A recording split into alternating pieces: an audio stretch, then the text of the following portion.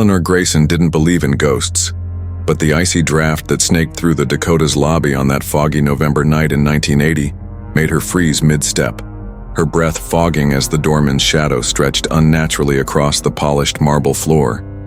She was 32, a freelance journalist with a sharp jawline and sharper skepticism, chasing a story about the Upper West Side's most infamous building, a Gothic pile of stone and secrets at Furs West 72nd Street, its gables piercing the mist like teeth over Central Park. She'd talked her way into an interview with Margaret Klein, a seventh-floor widow who swore the walls whispered to her, and as Eleanor adjusted her scarf against the chill, her boots echoed in the cavernous foyer, the ornate gas lamps flickering as if startled by her presence. The doorman, a gaunt figure in a faded uniform, nodded her toward the elevator without a word, his eyes glinting like wet glass, and as the creaky cage rattled upward, a hum rose, faint, distant, threading through the groan of old machinery like a voice she couldn't quite hear. Margaret's apartment was a relic, its dark wood paneling soaked in decades of silence, velvet curtains heavy with dust, and a chandelier that swayed faintly, casting jagged shadows despite the still air.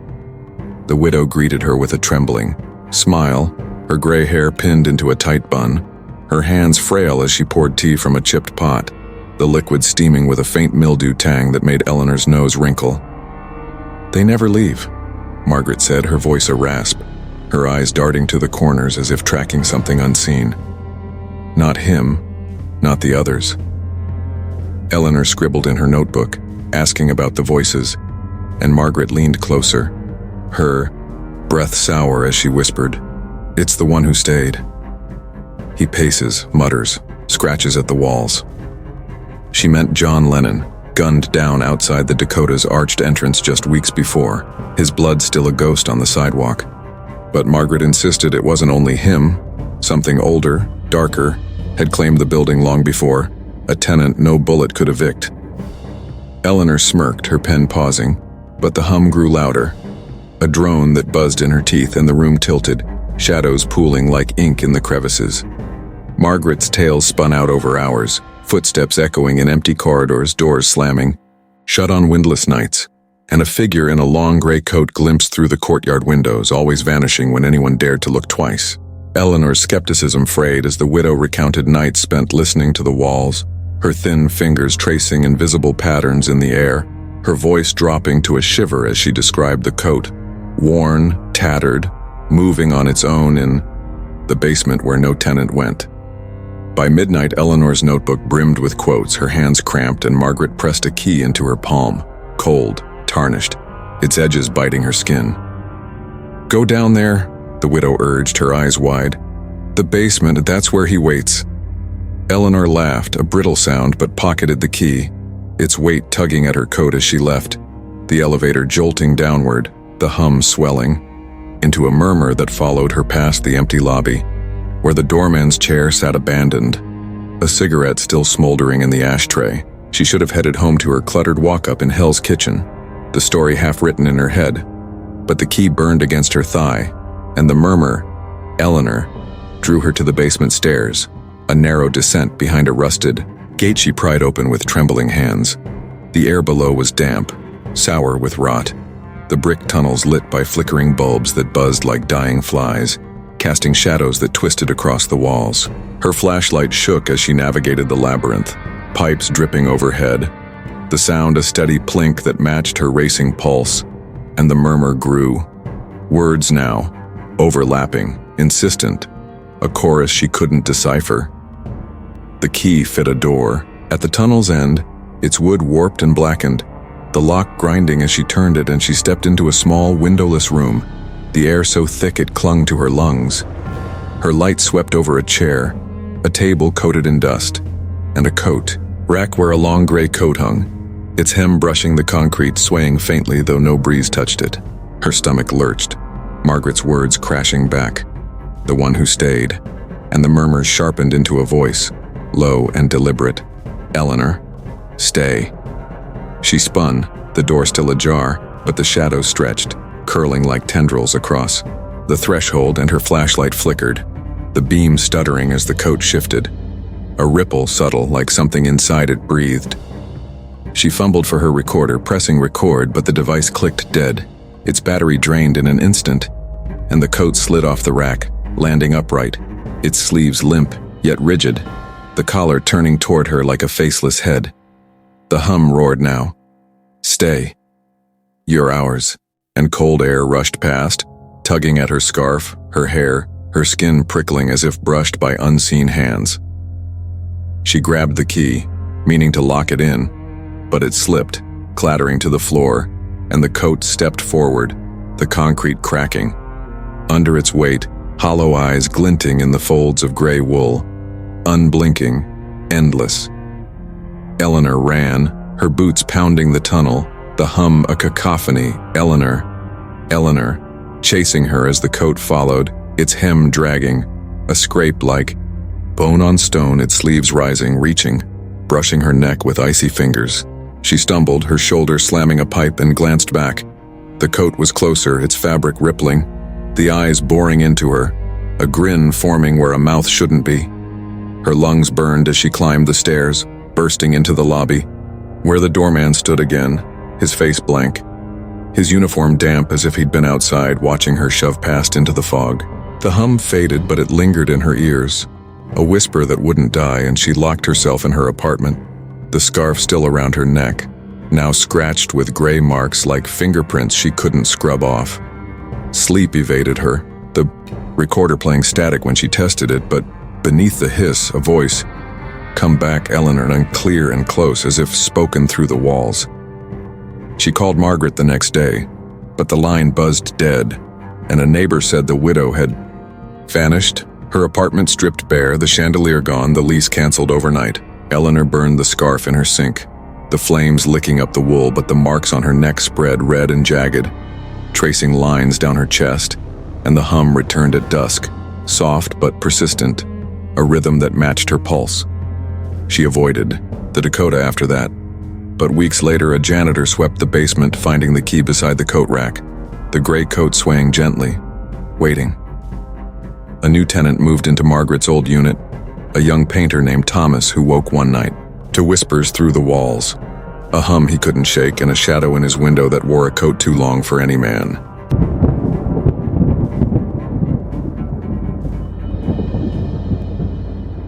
Thomas Reed thought he'd imagined the scream that pierced the silence of the Merchant's House Museum on a rainy October afternoon in 2023. But the way the chandelier trembled in the parlor told him something was wrong, something alive in the stillness of 29 East 4th Street.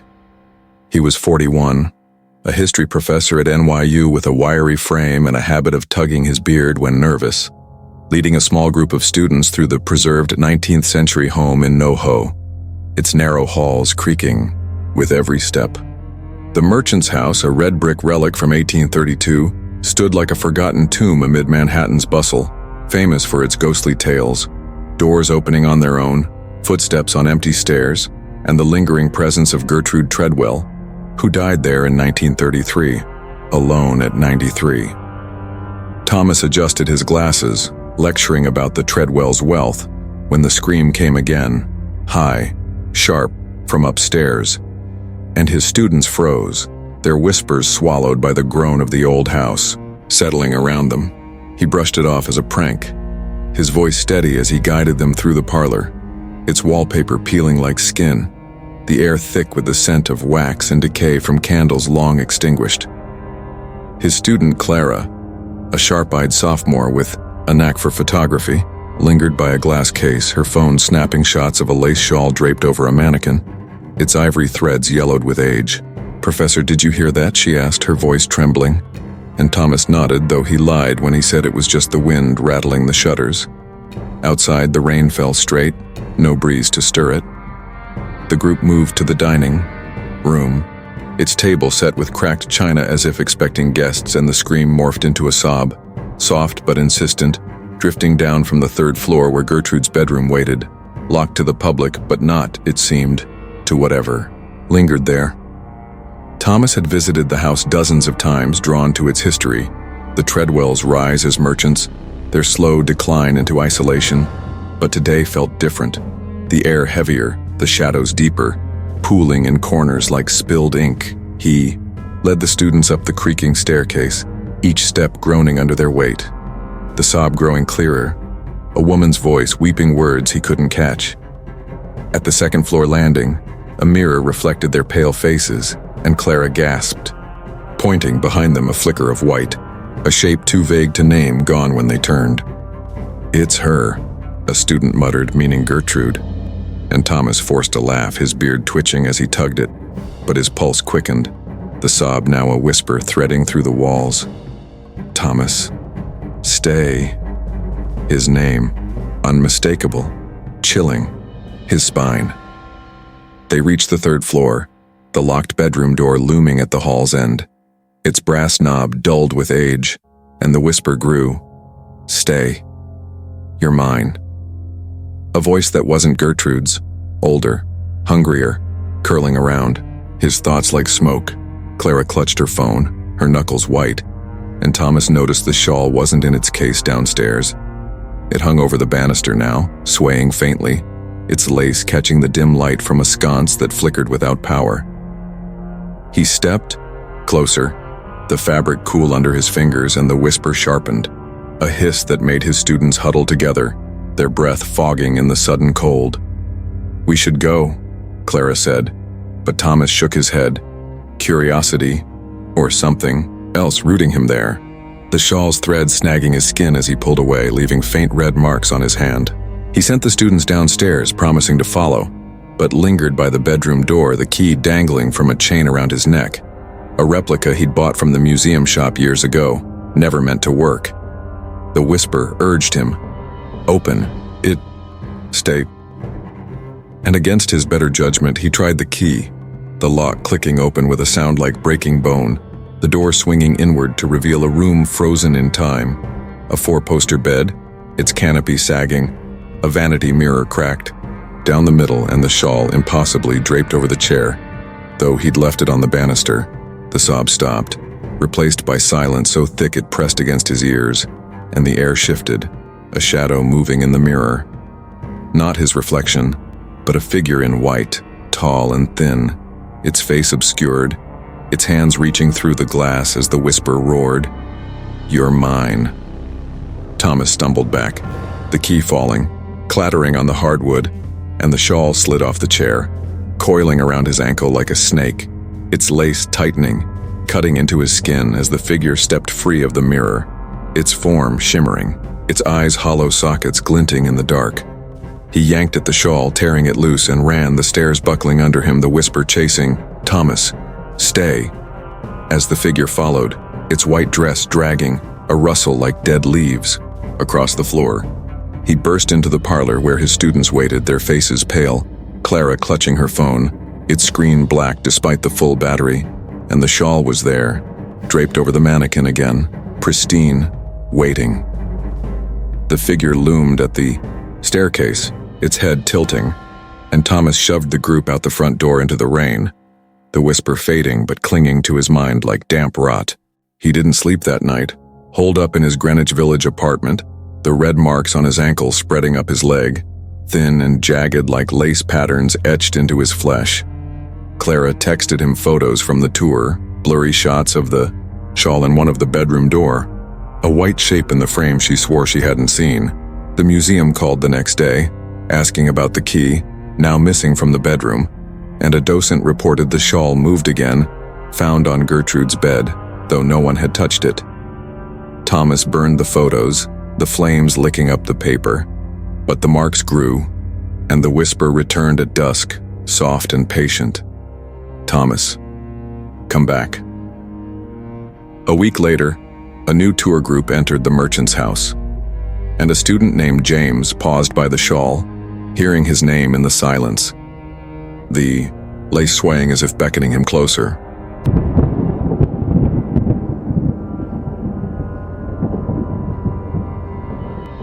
James Carter never trusted old houses, but the shadow that flickered across the Morris Jumel Mansion's window on a frigid January evening in 2024 stopped him cold, his breath fogging as he stood on Sylvan Terrace, staring up at Harlem's haunted crown jewel. He was 38, a private investigator with a stocky build and a habit of cracking his knuckles, hired by a wealthy client to dig into rumors of unrest at the mansion. Objects moving, voices in the walls, a presence tied to its Revolutionary War past.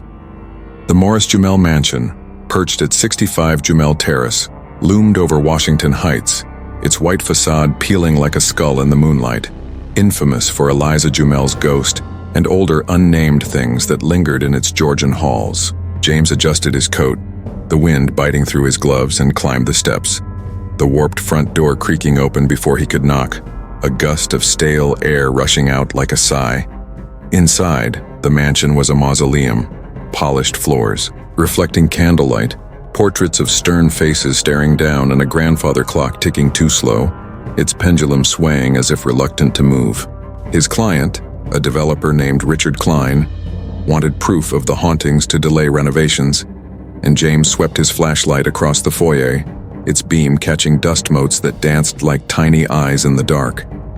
He'd heard the stories: Eliza Jumel, the widow who died in 1865, pacing the upper floors, her skirts rustling, or soldiers from 1776 whispering battle plans in the basement. But he chalked it up to folklore, his skepticism a shield against the unease prickling his neck. The clock struck 9, its chime off-key, and a thud echoed from upstairs, heavy and deliberate, like a footstep on hollow wood, pulling his gaze to the shadowed staircase winding into the gloom.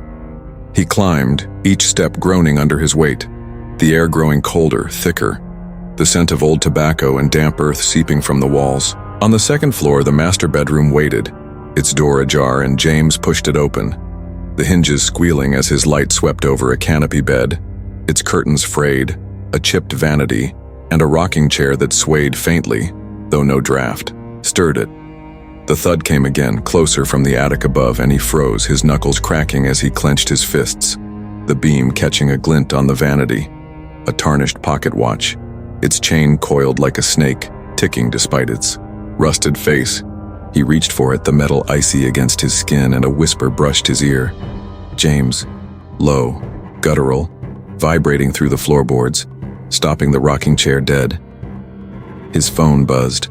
Richard checking in, but the screen flickered, the call dropping as the whisper grew. Stay. Watch.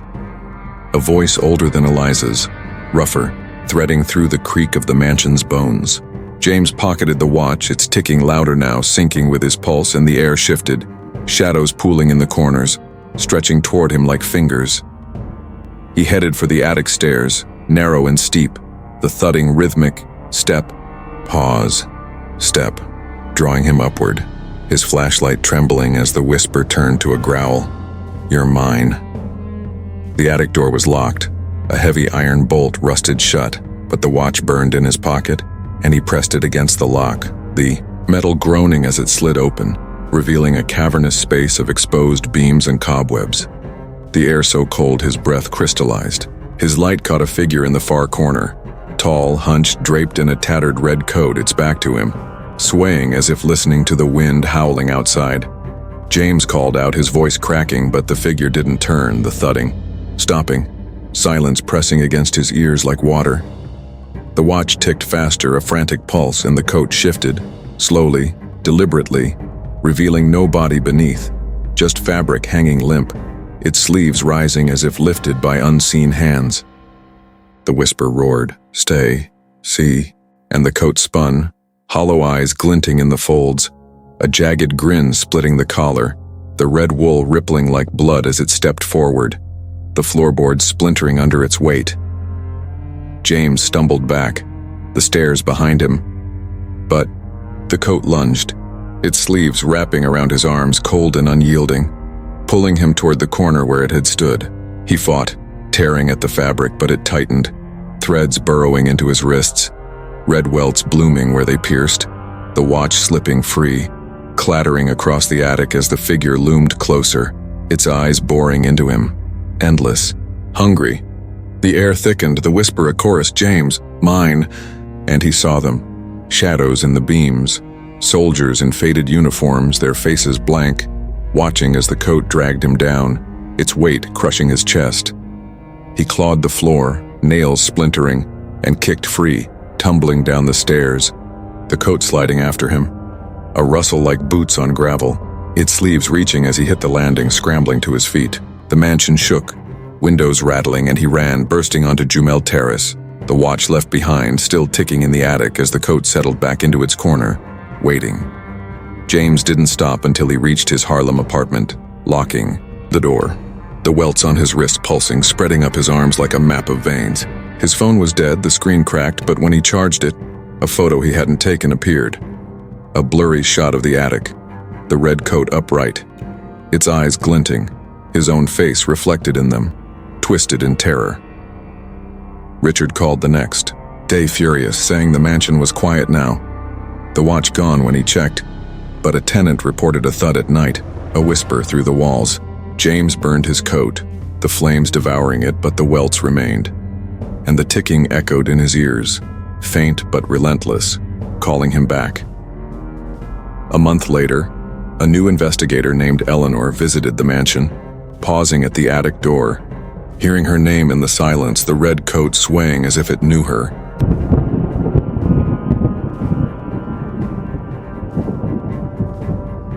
Clara Thompson didn't expect the ground to hum beneath her feet as she crossed the St. Patrick's Old Cathedral's courtyard on a misty April night in 2025. But the vibration rattled her bones, a soundless scream rising from the earth under Mott Street's cobblestones.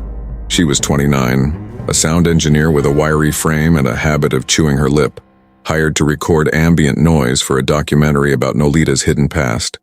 The cathedral at 263 Mulberry Street, a hulking Gothic relic from 1815, notorious for its catacombs and restless dead. Clara adjusted her headphones, the mist curling around the iron fence like fingers, and set up her mic near the graveyard gate, its rusted bars guarding tombs older than the city's skyline. She'd heard the tales, priests pacing the crypts, cholera victims clawing at their coffins, but she dismissed them, her focus on capturing the drip of rain, the creak of old stone, until the hum grew, a low pulse that wasn't on her equipment, whispering her name. Clara. The cathedral loomed behind her, its spire cutting the fog, stained glass dark and lifeless, and she checked her recorder. The level spiking through the air was still. No wind, no traffic, just the hum weaving through the hiss of static. She'd been warned by the caretaker, a grizzled man named Patrick with a limp and a rosary around his neck, to stay out of the catacombs after dusk. "They don't like visitors," he'd muttered, but the job paid double for night work, and Clara needed the cash. She moved closer to the gate, the hum sharpening into a murmur, voices overlapping, faint but insistent, and her flashlight caught a glint in the dirt. A brass button, scratched and dull, half buried among the graves. She pried it free, the metal cold against her palm, and the murmur snapped clear. "Clara, down," a voice deep and hollow rattling her skull as the ground trembled again. She should have left, packed her gear, and walked back to her Bushwick apartment, but the button burned in her hand, and the murmur pulled her toward the cathedral's side entrance, a heavy oak door Patrick had left unlocked for her. Inside, the air was damp, sour with mildew and wax. The nave silent save for the echo of her boots on the stone floor, pews stretching into shadow like ribs of a giant beast. Her recorder hummed, the needle jumping, and she descended the narrow stairs, to the catacombs, the walls closing in, brick slick with moisture, the air so cold her breath fogged in jagged bursts. The murmur grew. "Stay. Listen." And her light swept over crypts carved into the earth, names faded on crumbling plaques, the button ticking faintly in her pocket like a heartbeat she couldn't stop. At the tunnel's end, a rusted grate blocked a deeper chamber, its bars bent as if pried apart, and Clara's flashlight flickered, the beam catching a shape beyond. A tattered cassock, black and worn, hanging limp on a hook, its hem brushing the dirt floor. The murmur roared. "Clara." "Mine," and the cassock shifted, a ripple in the fabric as if something inside it stirred. The button in her pocket pulsing faster, searing her skin through her jeans. She fumbled with her recorder, the device sparking, its screen blacking out, and, The cassock slid off the hook, standing upright. Its sleeves limp but rigid, the collar turning toward her like a faceless head. Her light died, plunging her into dark, and the voice hissed, "Stay here." Cold air rushing past, tugging at her coat, her hair, as the cassock stepped forward, the stone cracking under its weight. Clara backed up, her boots slipping on, damp brick. The cassock's sleeves rising, reaching, brushing her arm with icy threads that snagged her skin, leaving red welts where they touched. She swung her flashlight, dead but heavy, and it passed through the fabric, the cassock rippling, like water, its hollow eyes glinting in the folds, deep, endless, pulling her in. The murmur turned to a chorus. Clara. Ours. And she saw them, shadows in the crypts, figures in ragged robes, their faces blank, watching as the cassock lunged, its hem coiling around her legs, dragging her toward the grate. She screamed, clawing the wall, her nails splintering, and kicked free, the button tumbling from her pocket, clattering into the dark as she ran, the cassock sliding after her, a rustle like bones shifting in the earth. The stairs loomed, her lungs burning as she climbed, the hum chasing, "Come back." And she burst into the nave, slamming the door, the cassock's sleeves scraping the wood as she braced it shut, her weight against it, trembling. The courtyard was empty when she stumbled out. Her recorder gone, left below, and she didn't stop until she reached her apartment, locking the door, the welts on her legs spreading, red and jagged like stitches across her skin. Her backup mic caught static when she played it, but beneath it a voice. Clara. Down, clear as if whispered in her ear. Patrick called the next day, saying the catacombs were sealed, the button missing, but a groundskeeper heard humming. At dusk, a sound from below. Clara burned her coat, the flames devouring it, but the welts pulsed and the hum lingered, faint but unyielding, calling her back. A week later, a new sound tech named Eleanor set up near the graveyard, pausing as her mic picked up her name in the silence, the cassock waiting in the dark.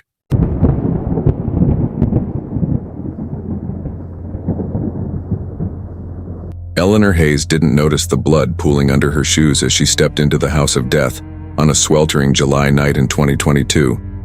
But the copper tang hit her like a slap, her flashlight trembling as it lit the hallway of 14 West 10th Street.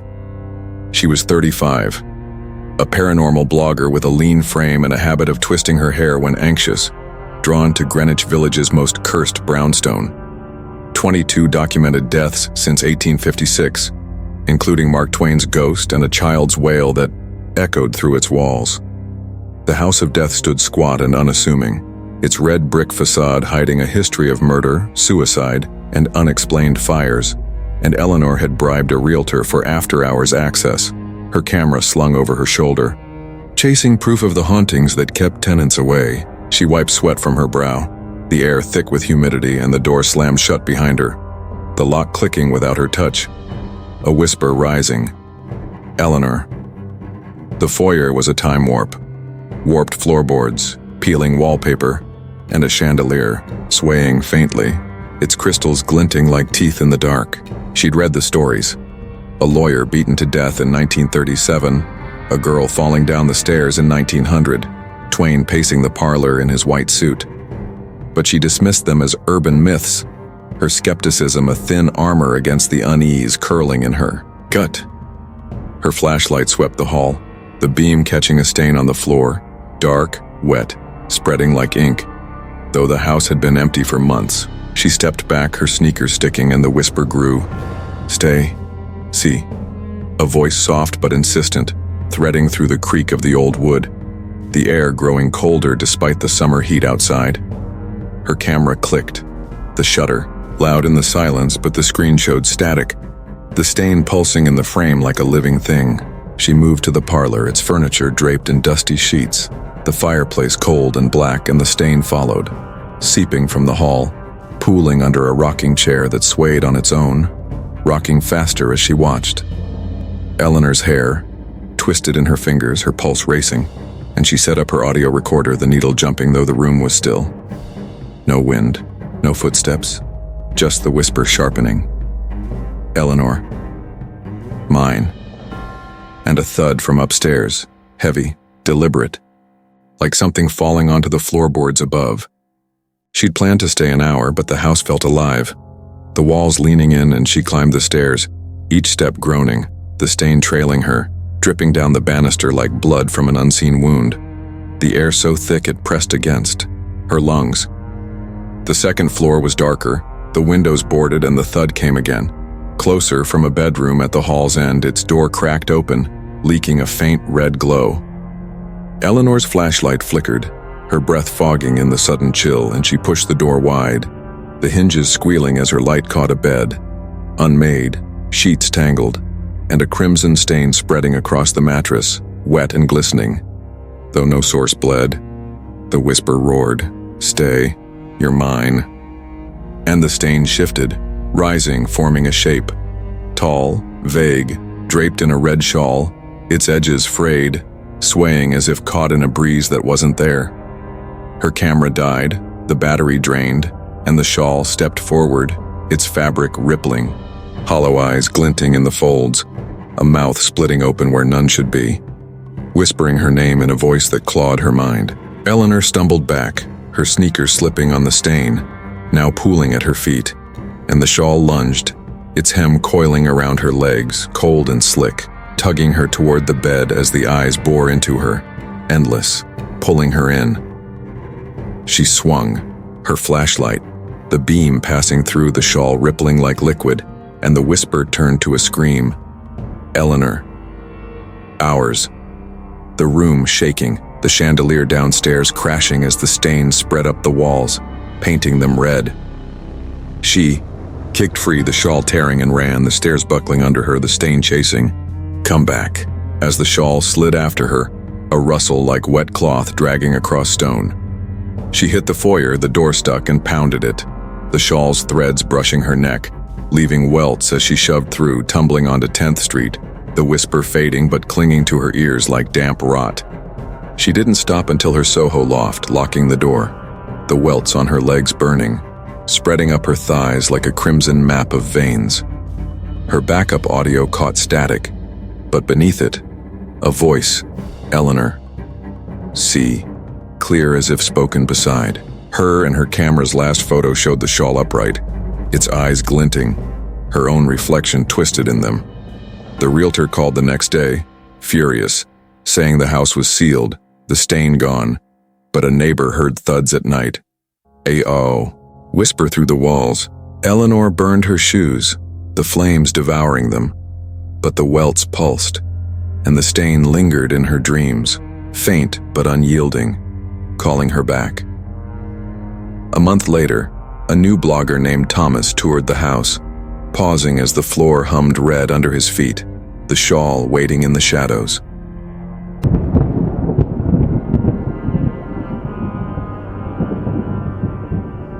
Thomas Klein didn't see the ash falling from the Kreischer Mansion's chimney as he approached on a bleak December dawn in 2023, but the gray flakes stung his eyes, a silent warning drifting over Staten Island's Arthur Kill Road.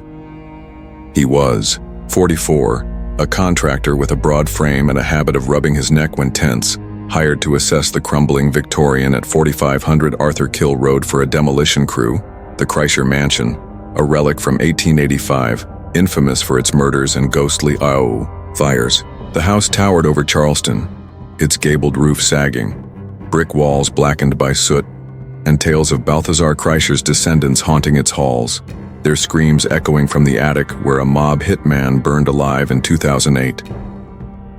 Thomas adjusted his hard hat, the air bitter with salt and smoke, and the front door groaned open, a gust of heat rushing out like a furnace breath, whispering his name. Thomas. Inside, the mansion was a ruin, scorched beams, shattered windows, and a staircase spiraling into shadow, the air thick with the tang of charcoal and rot.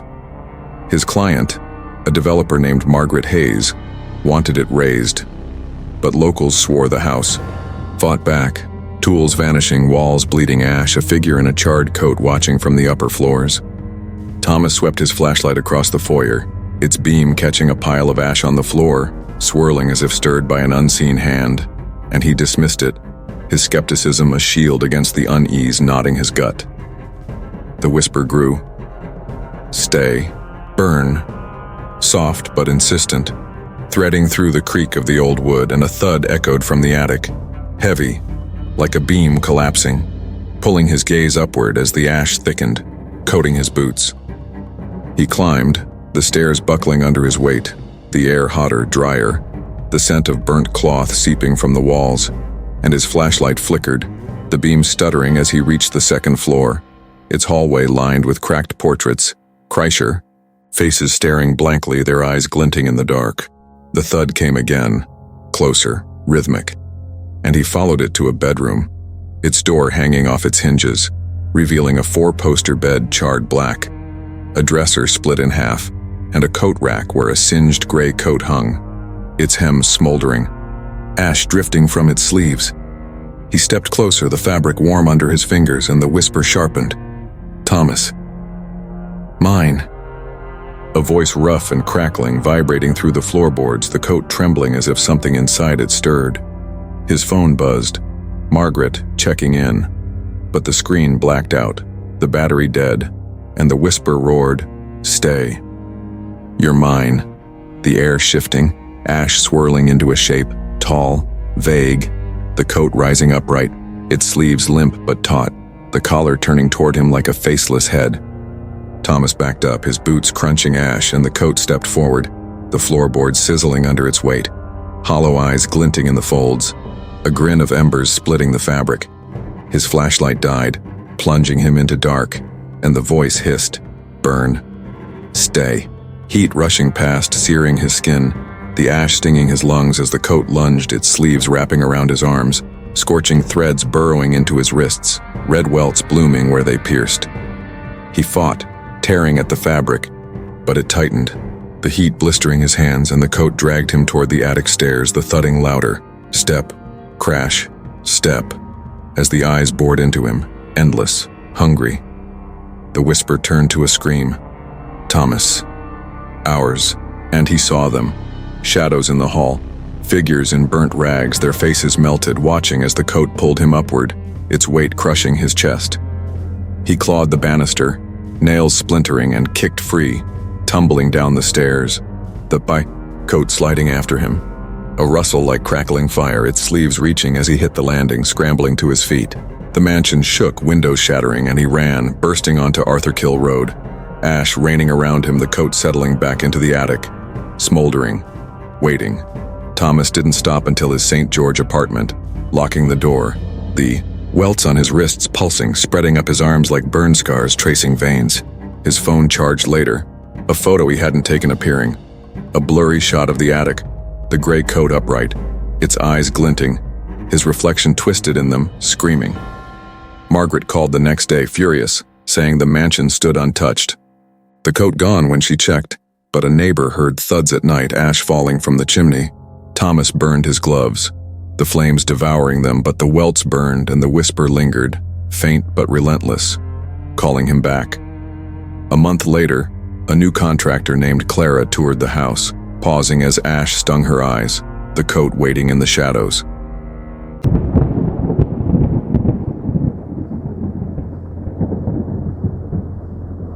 That's all 6 whispers from New York's shadowed corners, tales of terror etched into the city's most haunted bones.